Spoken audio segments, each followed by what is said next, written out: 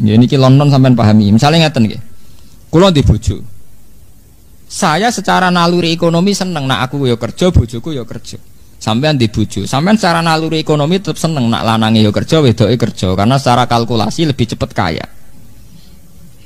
Tapi coba kalau sampean mulai pakai logika penyelamatan dari bahtera keluarga, dari pergunjingan, dari perselingkuhan. Misalnya bojo mayu, potongannya serodok kenes.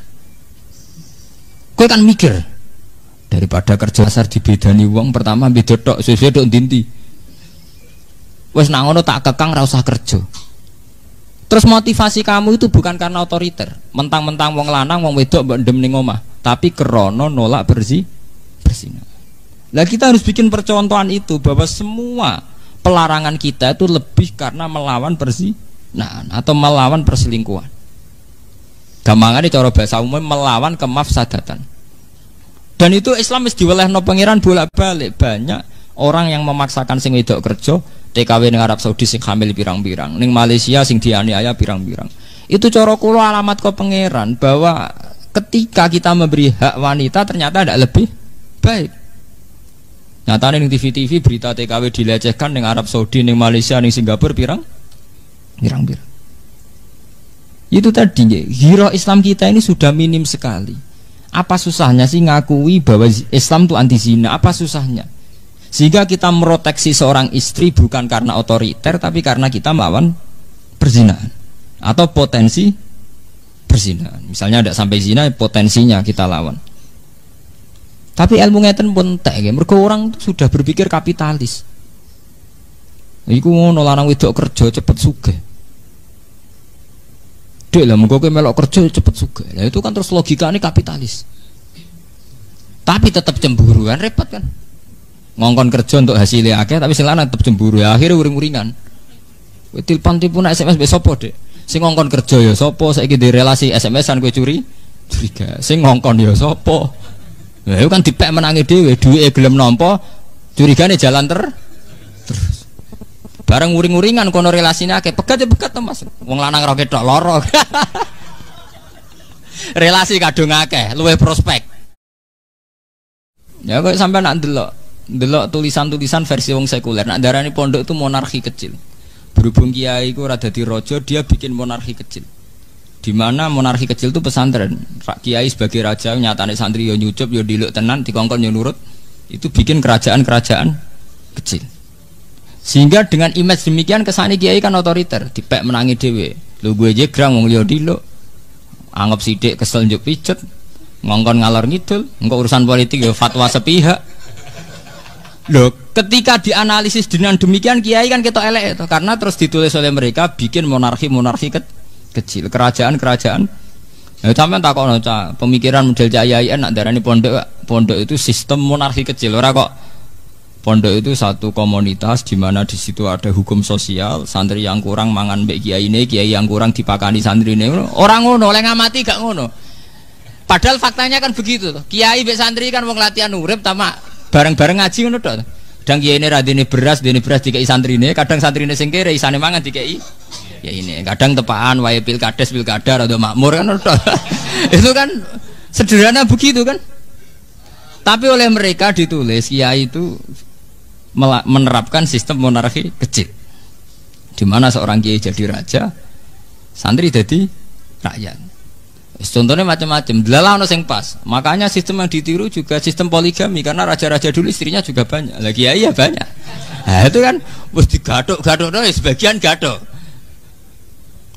Lenda itu kula namung cerita, innahu fakar wa qaddar, betapa pengaruhnya pemikiran. Piye supaya Islam ketok kacau. Lan sampean aja kaget nek ana kiai-kiai ngalim sira gelem kaji ki aja kaget, ya aja melok-melok. Kira level. Karena dalam sistem haji itu kan menguntungkan Arab Saudi. Yono sing cara berpikir untuk menunjukkan bahwa Islam itu murni.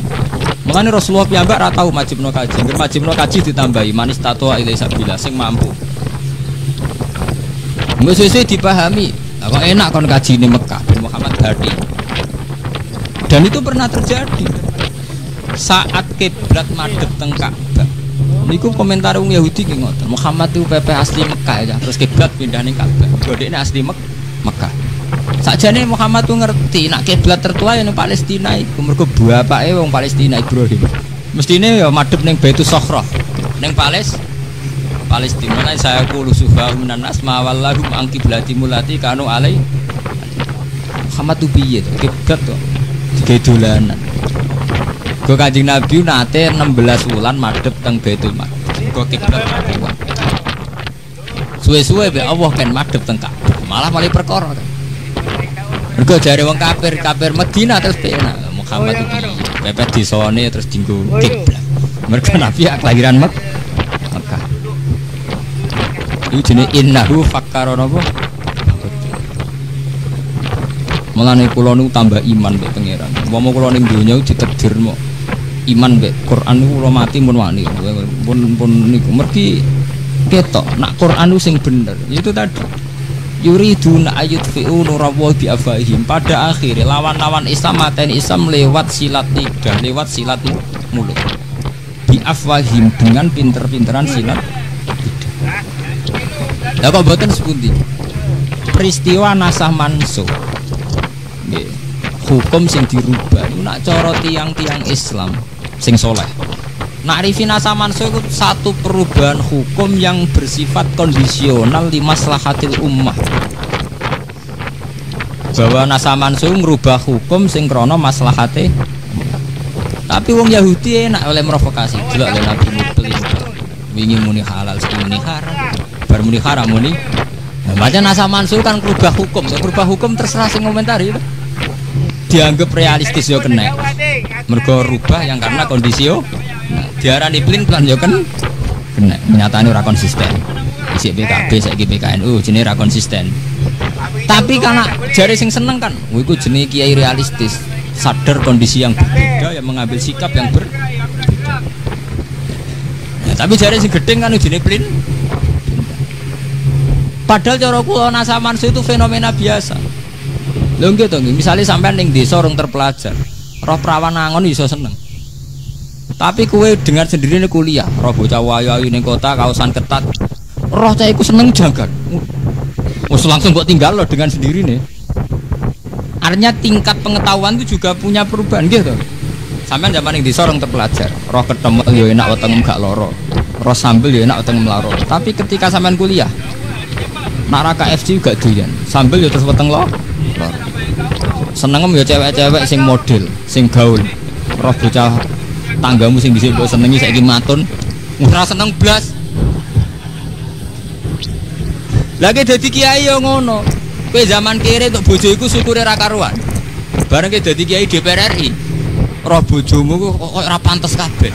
Mergo wong wedok ayu-ayu di Jakarta luwih pan. Intelektual juga gitu. Kowe zaman dadi kiai lugu, wiridan istighfar ku iso nangis. Wiridan apa saja iso taladzud billah. Tapi ketika kowe dadi kiai modern, itu beda meneh. Cara berpikir sudah beda. Mulai nikmati HP, nikmati internet, mulai di SMS banking bareng, sembah rekening era sitok. Ini contoh bahwa perubahan orang itu tidak boleh merubah akidah. Tapi perubahan itu pasti terjadi. Nah tapi mbek wong kafir, mbek wong Yahudi dianggap Muhammad nasah mansuh dianggap pelin-pelan. Ini penting kalau aturaken teng mriki bi afahi. Ya sama seperti sekarang yang kita alami. Kiai-kiai politik masyarakat lari. Dari kiai kok politik saya kira seneng ngaji. Bagi mereka yang seneng politik, sira politik jadi pangku tangan. Masalah bangsa banyak kok dekne pangku napa? Repot. Intinya nak jenenge cangkem iso diwolak-walik. Mergo lidah tidak bertulang gitu. Lho boten ini perlu kula aturaken teng mriki karena itu tadi. Yang namanya hidup itu mau pinter-pinteran omong tok. Dia kayak kula bolak-balik nak mucal teng sarang kula terangaken. Ana wong anteng. Nak jari sing salem, Pak Yai ku lu anteng. Nak jari sing ra seneng, jen tell me telat mikir anteng. Dan wong tell me. Ya padha. Nak kowe ndek kiai aktif, jari sing seneng Pak Yai itu aktif, dinamis. Jari sing ra seneng iku jenenge tak itu. Artinya wis ngoten begitu ya betapa satu fakta bisa dikomentari yang berbeda biafan. Ya kok kowe lagi seneng cawe itu. Nak ndak guyune manis mergo gingsul. Nak jare sing rasa untu ra rata. Wong gingsul ku artine untu gak rata. Lah Nabi niku zaman berjuang ngadepi tiyang Yahudi niku wong Yahudi pinter omong panjen. Biafahim diputar-putar. Fakta diputar balik. Iku mau termasuk Nabi ora is Nabi. Ditakok Yahudi ra iso njawab mencangkemi Yahudi. Mat. Entakoki lugu, Mat. Nak wedhus mati sing mateni sapa? Nabi ya lugu jawab Allah. Agamamu aneh, Mat. Aneh piye? Sing dipateni Allah langsung malah haram. Sing dipateni liwat tangane manusa sing berlumuran dosa malah halal. Kudune sing mati langsung luwih halal, Pak. Itu kan sentuhan Allah langsung. Orisinil. Lah nak lewat tangane manusa kan wis penuh dosa. Aneh, Mat. Agamamu aneh, Mat. Piye? Dadi Woh jen wong Yahudi pinter biafahi. Pinter molak-malik fakta.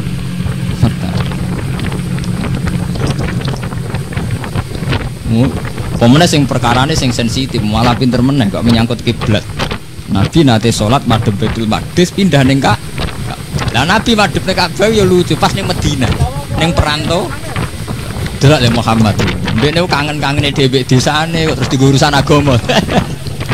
Dadi madhep Ka'bah itu dianggap Muhammad tuh kangen-kangene dhewe desane kok terus digo urusan agama. Iya to karepe cah iku piye? Itu jenis bi'afaim. Agama akan dirusak lewat mulut-mulut, lewat silat. Ya begitu terus. Ya mulane ketika ada ulama-ulama hakikat, wong kok percaya ambek omongan niku bintu-bintune wong. Mergo omongan iso diputar. Mulane ana kiai sing ekstrem nek omongan sengak. Cara kula sebagian nggih setuju. Mergo wong omongan niku cek alus cek ora kena dipercaya. Ya nek piye? Misale kita tersinggung. Misalnya kiai sepuh apa kak, mugi mbah kula jenengan dongakno husnul khotimah. Apa aku duwe potongan husnul khotimah? Lah terus nak apa kan nak elek kabeh. Apa duwe potongan husnul khotimah nganti mbok dongakno husnul khotimah. Misalnya kita salami tempel rombongan mbok anggap kiri to, nganti mbok kei 20. Wong ngekeki kemungkinane kan loro to. Nganggep ke buta. Lah artinya nak nganggo potensi sing pertama kan elek. Posisi dikei kan elek. Liku zaman Nabi ki ngono.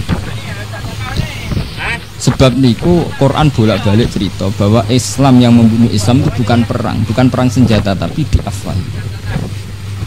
Kula gadah cerita yang menarik. Zaman A'agim poligami. Ya A'agim terkenal nih. Poligami itu saya punya kenal wartawan Islam, termasuk wartawan soleh. Dia orang baik. Itu kan langsung jatuh. TV 5 ndak pakai semua. Biasanya dino raine A'agim. Saya kan raine A'agiman. Yang menarik kan langsung saat ini buatan A'agim tapi no A'agiman. A'agimi kan no. Itu cerita teman saya. Saat media mengadili poligami, bahwa poligami itu sesuatu yang tidak benar, melahirkan ketidakadilan, bukti bahwa maniak seks dan sebagainya. Itu kalau A'agim yang jatuh itu sepele sekali, karena A'agim hanya seorang kiai, seorang mubaligh. Tapi logika menjorokkan poligami itu yang rugi umat Islam, karena kebetulan Muhammad itu berpoligami. Global ini malah ini. Banyak penulisan tentang poligami kesannya menyudutkan A'agim. A'agim jatuh itu sepele sekali karena dia hanya seorang mubaligh, seorang kiai. Tapi logika bahwa poligami benar-benar salah, ya, menyimpulkan bahwa poligami benar-benar yang jorok, itu sudah merugikan Islam karena Rasulullah melakukan poligami. Itu yang kita rugi. Segampangan itu mau pinter-pinteran permainan untuk menyudutkan Islam, tapi gak ketara kesannya yang diadili poligami. Sebetulnya yang tertulis di situ adalah logika-logika betapa salahnya poligami. Artinya secara umum di situ akhirnya tertulis di berbagai media massa betapa salahnya logika poligami. Sementara Nabi semua poligami, Nabi Ibrahim ya poligami, Nabi Muhammad poligami. Ya bi'afahim, poligami tidak dianggap nulung wong wedok tapi dianggap bukti hiperseks, seks yang berlebih. Padahal zaman Nabi sampean tahu sendiri banyak perempuan sing lanang mati demi Rasulullah. Dan banyak yang dinikahi Nabi umurnya 54 swidak papat. Kalau krono sek lha apa rabi wong tuwek-tuwek. Ya memang ada di antara sing ayu paling Zainab, Aisyah kena dihitung liyane tuwek-tuwek. Wong Sauda terkena wireng bunder tuwa. Wong sampai ketika ana ayat hijab turun niku Sayyidina Umar ngenyek. Kowe iku ora usah nganggo hijab. Selain serana wong menarik kowe nganggo hijab lah tetep ketara nak innakila Sauda. Tetep ketara kena Sauda. Kok bundere wis ketara. Umar itu sing sahabat wae wani ngenyek mbek Sauda. Sauda iku ana ayat hijab nganggo hijab. Wong wis gak menarik bunder tuwek glundung. Dinyek mbek Umar, kowe ora usah nganggo hijab.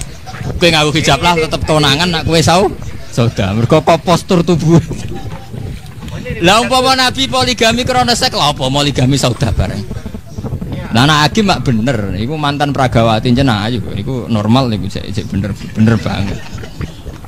Ya Hakim ya sadar nasa mansul, paling dekne pikirane kan. Pulau terkenal duwe akeh, bojo ora pati ayu kan rugi dekne. Apa artinya terkenal gak menikmati hidup? Ya kan sah saja. Ya kan normalnya itu. Sing ra normal kan ora payu rabi ini. Tapi sing jelas ya, permainan media sampean harus tahu itu tadi. Kata teman saya itu mengingatkan saya, sebetulnya gini Pak Bah, saat Hakim yang jatuh karena poligami itu tidak masalah. Ya hanya seorang hakim. Ya hanya seorang hakim. Tapi kemudian logika poligami begitu salah, logikanya begitu jorok, begitu tidak manusiawi. Itu yang kita rugi karena kebetulan Rasulullah berpoligami. Sebab itu terus rame tulisan yang bela poligami. Lah repotnya sing bela pancen duwe karep poligami. Ya kan padha repote kan. Nak cara kula pribadi itu tadi bahwa Rasulullah sebagai nabi itu memang mulai dulu disoal. Mulai kenabiannya sampai punya rivalitas sampai saiki ana Musaddiq, ana Liyaminuddin kabeh rival-rivali nabi untuk ketemu Jibril. Liyaminuddin, Musaddiq kabeh. Itu normal sekali, normal sekali. Artinya seorang nabi pasti punya musuh. Wa kadzalika ja'alna likulli nabiyyin aduwwan minal mujrimin, kata Allah. Setiap nabi pasti saya bikinkan musuh. Tapi masalahnya musuh paling fatal kata Rasulullah itu nak sing salah faham wong Islam dhewe ya umate dhewe. Mulane kanjeng Nabi anggere ana wong Islam sing salah iku duka. Kowe kepengin kaya kaum Nabi Musa. Kowe kepengin kaya kaum Bani Israel. Nabi Bani Israel musuhe ora wong sing kafir, tapi musuhe umate dhewe. Iku kakean penjaluan. Lah Nabi Muhammad itu ngadepi umatnya nggih pun kathah sing ngoten. Jadi sekarang banyak yang menyayangkan hukum Islam. Misalnya ada hukum pancung menyesal. Dalam hukum modern tidak usah pancung. Hukum qisas disesali. Sekarang dalam hukum modern nggak mengenal hukuman mati. Potong tangan disesali. Hampir semua tatanan hukum Islam disesali. Saiki seengkek sawangane nyesali potong tangan, nyesali hukum qisas, nyesali hukum pancung. Engko nang era putune kita nyesali kok zina haram sih. Kok sesuai nang disesali malah wis piye to ono zina barang haram, barang enak kok diharam. Lho nggih, awal dari menyesali aturan Islam, suwe-suwe kok delodok sing disesali hukume. Saiki kan ijek sing disesali. Itu tadi kayak gerakan feminisme. Ini kalau cerita intelek ya. Di Jogja itu di kota-kota besar itu semua mahasiswa itu termasuk untuk studi gratis itu kalau studi tentang gender, tentang kesamaan gender, bahwa hak wanita sama persis dengan hak lelaki.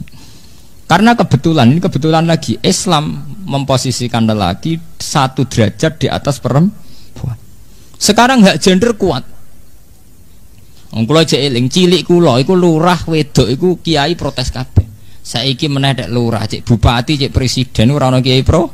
Bahkan suhune kiai tahu duet sampai Megawati ya. Dan itu ndak janggal.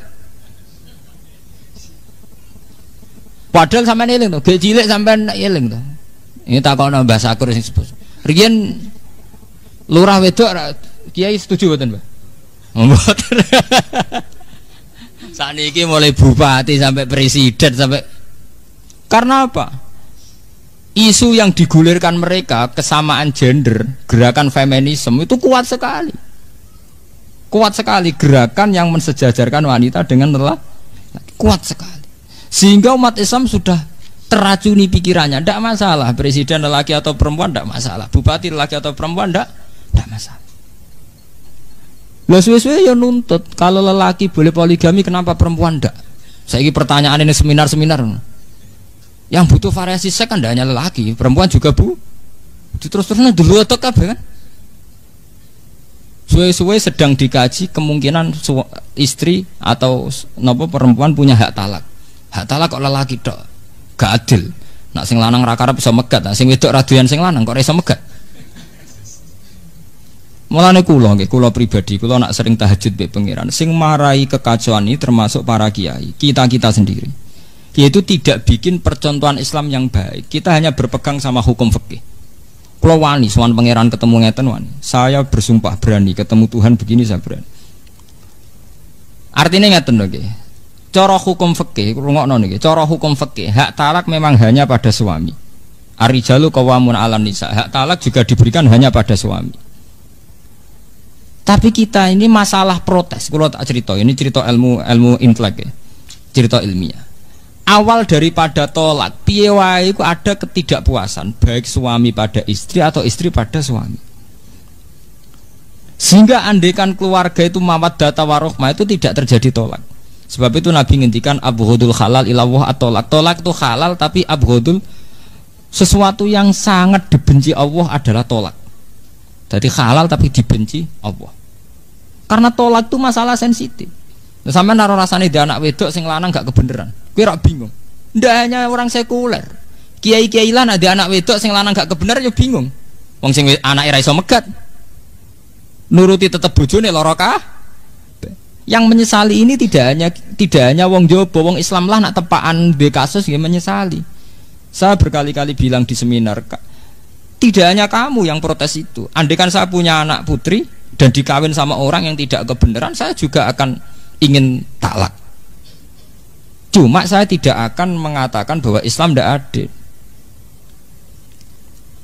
Gini wow lewat cara hulu, bahwa perempuan boleh mengajukan talak, cara Jawa lewat rafa. Tapi gini ku bolak-balik. Kiai-kiai kampung, kiai-kiai yang lugu itu ikut andil dalam memperparah keadaan. Kita tidak mempopulerkan hukum Islam yang lain di luar tolak.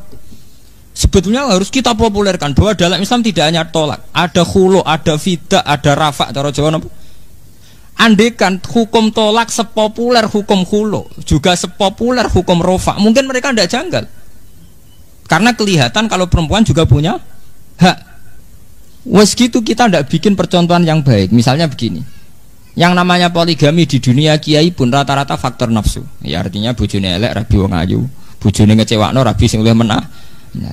Sehingga ya terjadi stigma bahwa poligami ya mesti unsure seks. Ya akhirnya korbannya wong terus bayangnya zaman Nabi unsurnya juga seks. Makanya kalau setuju model konsep Quran di luar aturan hukum itu ana laqad kana lakum fi Rasulillah uswatun hasanah. Rasulullah poligami tapi beliau membuktikan adil. Sehingga zaman itu ya tidak ada polemik. Bahkan wong Yahudi sendiri itu tidak mencibir Rasulullah poligami karena ya baik-baik saja, nggak ada apa-apa. Itu pentingnya uswatun apa? Hasanah. Nggih to nggih. Misalnya sampean ketemu pakar gender atau pakar feminisme, pakar yang mensejajarkan wanita dengan lelaki.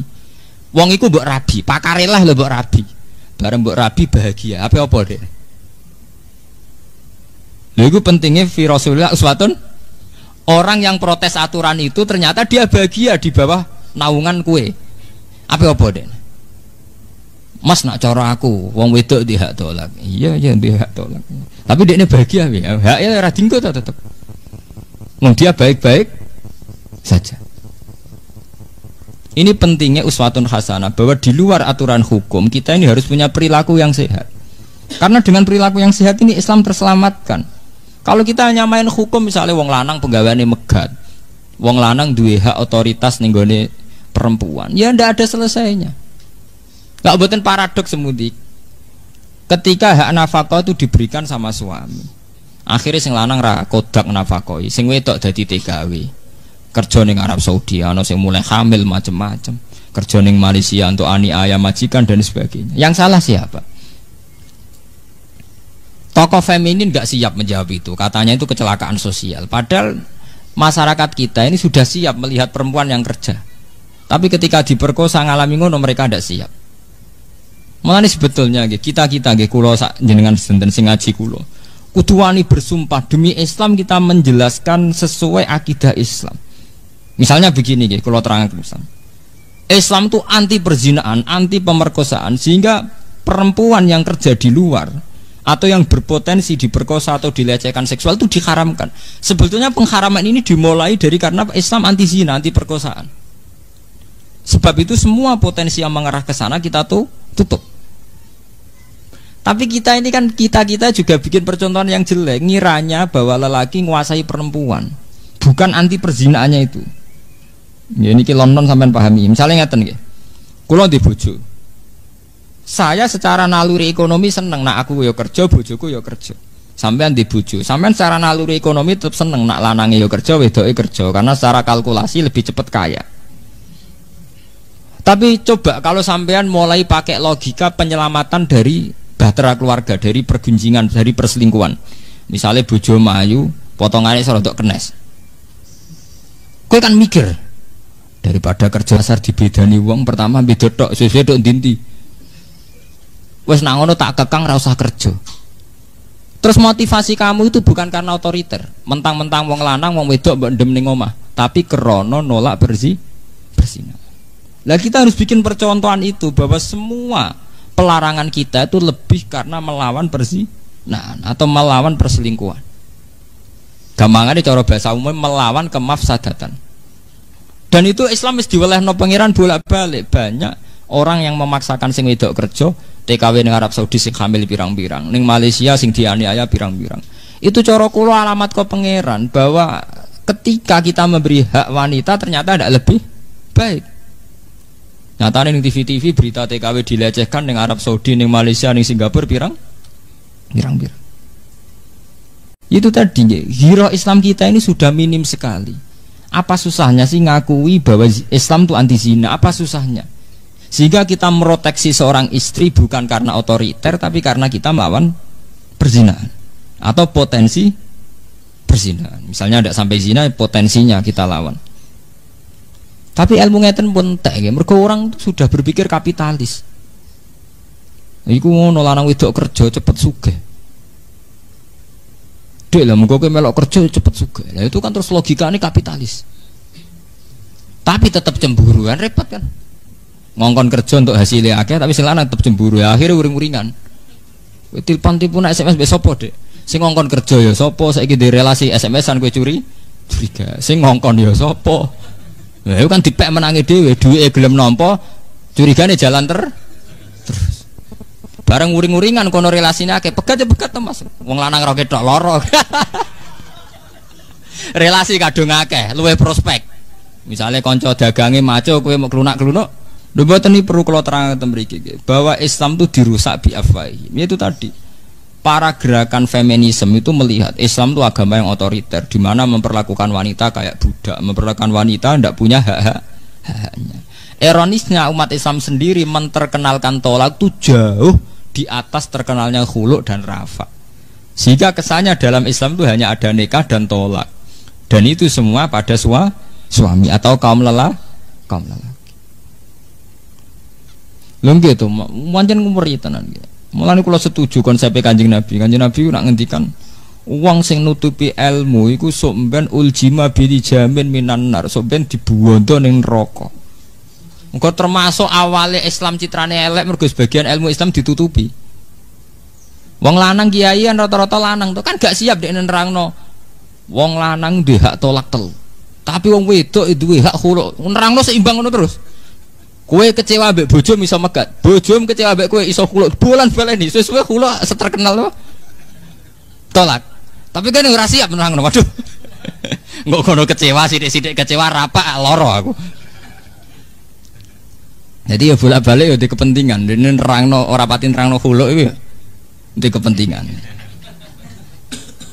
Padahal ning Quran pas bakat tolak itu jelas. At-talaqu marratan fa imsakum ma'rufin aw tahrisum aw tasrihum. Ini terusannya ayat itu fi maftadat bi. Jadi apa indona ayuki mahududawa fa in lam yuki fala junaha alaihima. Ayat roja'a indona ayuki mahududawa itu ayat roja'a itu kan ditutup fi maftadat bi. Fima ing dalam perkara iftadat kang lakoni fidak tebusan sapa wedok bi iklan mak. Terus dikenal ning fikih jenenge hukum khulu. Ning Jawa dikenal hukum rafa. Jika suami istri merasa tidak bisa menunaikan tugas-tugas sebagai suami istri, itu perempuan selagi diberi hak tolak, si perempuan diberi hak khulu.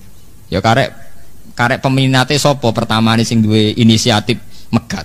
Nak sing inisiatif lanang disebut tolak, nak inisiatif sing wedok disebut hulu. Sebenarnya kan sebanding kan. Enggak tuh. Nah, tapi kan yang kita terkenalkan hukum tolak tok. Akhirnya sepi. Malah kula setuju kawin cara kula dadi menteri agama kawin tak wajib noten maca taklek. Ya taklek kesuwen ana 2 tahun nafkah lahir batin. Cara kula sak wulan ta 2 wulan. Ben jelas ya. Aduh ajur-ajuran nak lah. Mergo gini iku citra Islam terhadap feminisme terhadap menghormati hak wanita itu sudah hancur total. Mboten niku kula crita tenan lah. Ironisnya wanita-wanita kota, perempuan-perempuan kota itu sudah yakin sekali bahwa Islam yang menyangkut feminisme itu harus ikut paham feminisme, paham di mana wanita sejajar dengan lelaki. Ya akhirnya mereka nyaman saja jadi pegawai bank, jadi pegawai apa. Ya memang tidak haram, saya yakin itu tidak haram, ya enggak apa-apa. Tapi masalahnya kemudian tidak janggal ini, enggak janggal bahwa ini melahirkan efek, gini wow, efek potensi perselingkuhan, ya potensi lah, tidak harus terjadi, potensi ini sudah dianggap biasa saja. Padahal sing jenenge perselingkuhan perzinaan kayak apa? Antinya Quran, innahu kana fahisata wa sa'a apa? Sabila. Gimana nih nak cara fikih kados mu'in nonton pun lunak, fikih mu'in pun sae kados paham ini pun lumayan.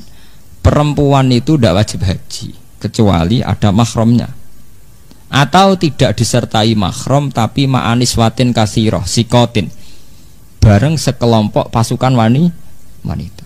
Coba saiki lah. Itu ujung-ujungnya mau sitok karena potensi perzinaan perselingkuhan adalah khuluwah persepen 4 mata lelaki mbek perempuan. Lah kula pribadi gak ada pendapat. Sebab itu misalnya sampean di anak wedok ayu kerja ning pabrik tidak sebagai sekretaris utawa PRT itu lebih baik ketimbang jadi pembantu rumah tangga karena sering terjadi khuluwah mbek majikan. Lah anak kerja ning pabrik rak di depan umum, misalnya jam 8 sampai jam 4. Mane cara kula wong wedok sing dadi kondektur bis iku luwih halal timbang dadi PRT. Mergo di depan umum. Lho bis sing numpak bis sak mulai wong hidung belang, wong tukang zina, wong soleh ana kabeh. Tapi orang tahu tuh hingga kini wong do ngambung ning dhuwur bis. Piye wae di depan umum termasuk proteksi, termasuk nyelamet. Lho nggih to, kemungkinan perselingkuhan di depan umum kan kecil, kecuali sebenarnya ana ira edan wis ora ana wong koyo wedhus kabeh. Tapi kalau di khuluwah 4 mata itu jare Kanjeng Nabi ora ana wong wedok kumpul wong lanang wong loro illa seton salisuhuma, kecuali ketiganya napa setan. Iku wong saleh wis ora rubah. Wong gambarane itu seperti yang digambar Al-Qur'an yang Nabi Yusuf walaqad hammat bihi wa hamman apa? Biya jenenge sak omah. Pertama ya gak menarik suwe-suwe anane iku kan.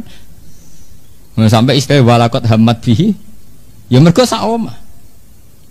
Hal yang tidak terjadi pada orang fasik sekalipun kalau di depan lalu kula nu sering gadah sarane. Harusnya kayak Muhammadiyah, NU, semua ormas Islam menyarankan kalaupun wanita terpaksa kerja itu disarankan di tempat-tempat umum, misalnya di pabrik. Ya, tapi wong Jawa malah nganggep kondektur bis iku F. Misalnya cawe wedok dadi kernet itu F. Nak cara kula lumayan iku timbang dadi ya sekretaris pribadi utawa apa luwih riskan kan. Potensi riskannya parah mana? Monggo. Paham nggih? Di saniki mulai tinggi nggih hukum meniki kula peringataken aturan-aturan Islam bahwa perempuan harus keluar sama mahram atau ma'aniswatin sikotin atau bareng kelompok napa perempuan. Maksud kula ngeten nggih. Selama ini ilmu-ilmu begitu itu kita anggap rutinitas, kita ngaji mu'in tahu ilmu itu, ngaji wahab ilmu. Sebetulnya ini ilmu proteksi, ilmu untuk menjaga diri, kehormatan perempuan. Karena secara faktual orang-orang yang di base di terminal asal pas rame-rame nyatanya tidak ada perkosaan, tidak ada perselingkuhan. Sementara banyak kasus di mana orang podo soleh atau bermula soleh, tapi karena sering berduaan kecelakaan. Ini tadi kalau pesan sekali sama yang pernah mondok, yang kiai, bahwa kita melihat hukum Islam itu harus menjadi energi sosial. Bahwa aturan-aturan begini dalam fikih harus menjadi energi apa? Sosial. Sehingga nanti saat kita punya anak perempuan atau punya tetangga perempuan tanya, Pak Kiai, kalau saya ini kerja apa? Neng pabrik ae, utawa kerja yang di depan umum, damane sing tidak hulu. Ya, tapi kita kan kita tidak bikin percontohan Islam yang baik. Yang tahu-tahu disudutkan bahwa Islam itu mengekang perempuan, sehingga perempuan tidak punya hak aktivitas. Ya ini kalau baleni malih, makanya musuh-musuh Islam itu selalu innahu fakkar wa qaddar fakutilake fakot dar yuriduna ayutfi'u nurallahi bi afwahi. Mereka ingin sekali membunuh Islam lewat silat lidah. Terus lewat ngaji niki mungkin kita akan lebih baik.